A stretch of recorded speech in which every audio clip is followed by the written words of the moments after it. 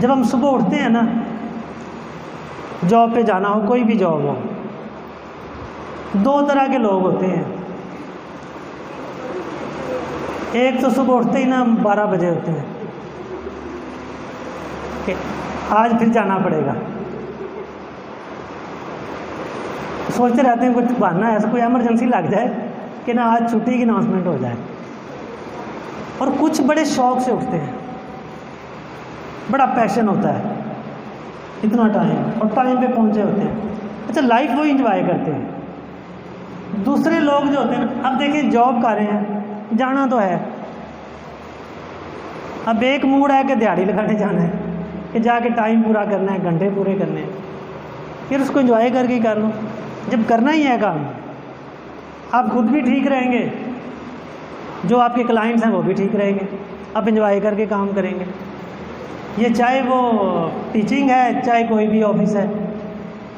इसलिए आप ये ज़हन में रखें कि मैं आज उठा हूँ, मेरा एक्सीलेंस मेरा एम है, वो कोई भी प्रोफेशन हो। इस वे में जब आप लाइफ में जाते हैं, देखिए लाइफ लिमिटेड है, हर गुजरता दिन दोबारा नहीं आएगा। खुशी को पेंडिंग ना रखें। ये वैसे हम साइंस ऑफ हैप्पीनेस में डिस्कस करते हैं, यहाँ भी कर लेते हैं। खुशी को पेंडिंग नहीं रखना चाहिए कि ये होगा तो मैं खुश होऊंगा, ना वो होगा ना आप खुश होंगे। आज और अभी मैं खुश क्यों नहीं हूँ?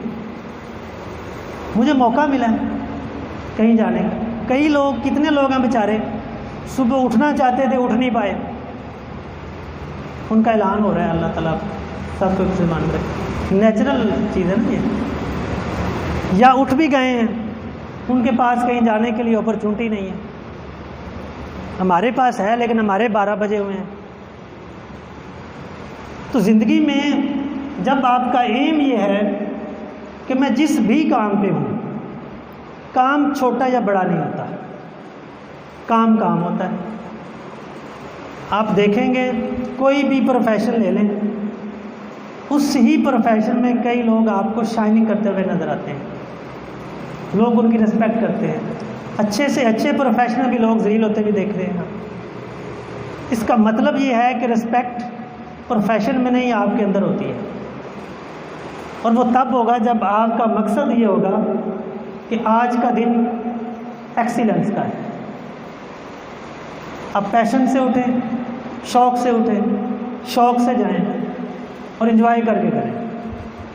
काम भी अच्छा होगा, आप भी हैप्पी होंगे, आपके साथ जितने भी अटैच लोग हैं वो भी हैप्पी होंगे, और तो और घर वाले भी हैप्पी होंगे कि शुक्र है आज इनके मुँह 12 नहीं बजे।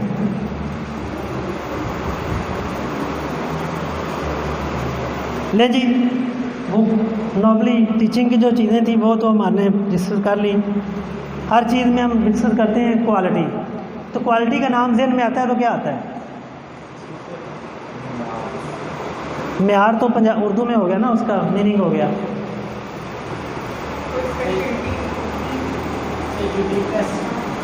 चलें, टाइम काफ़ी है, गर्मी भी काफ़ी है, इसको ज़रा करते हैं शॉर्ट। ये फार्मूला है जी इसका।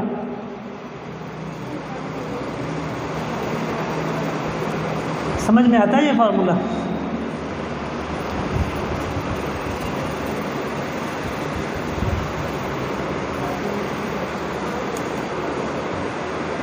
समझाने की ज़रूरत है या समझ में आ गया?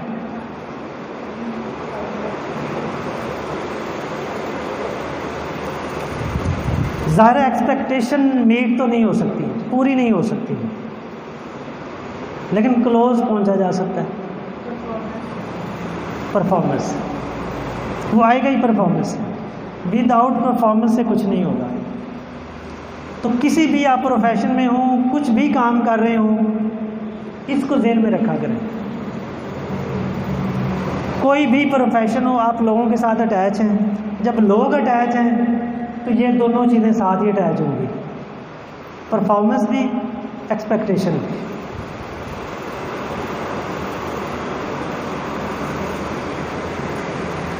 ये आगे उसका बता दिया कि कंसिस्टेंट जो क्वालिटी है, और ज़ाहिर है कि वन टाइम तो नहीं ना होती क्वालिटी, जो आप एक दफ़ा डिलीवर करते हैं उसका स्टैंडर्ड नेक्स्ट टाइम 1 स्टेप और ऊपर चला जाता है।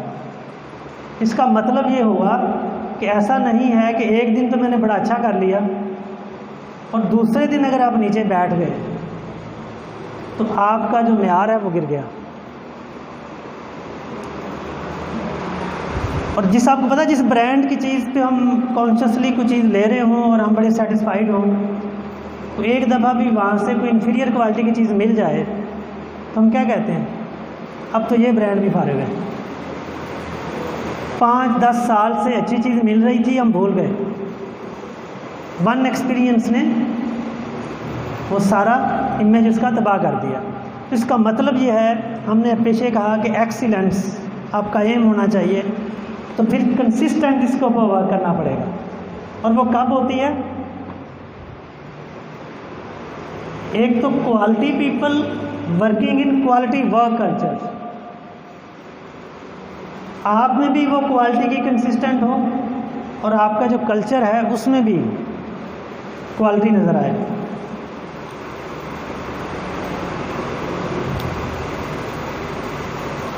अच्छा जी, ये है कि स्टैंडर्ड क्या होना चाहिए।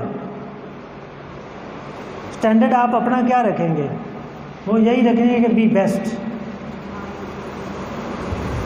उसके लिए बी बेस्ट का मतलब क्या है वो नीचे आपको बता देते हैं। B for B responsive,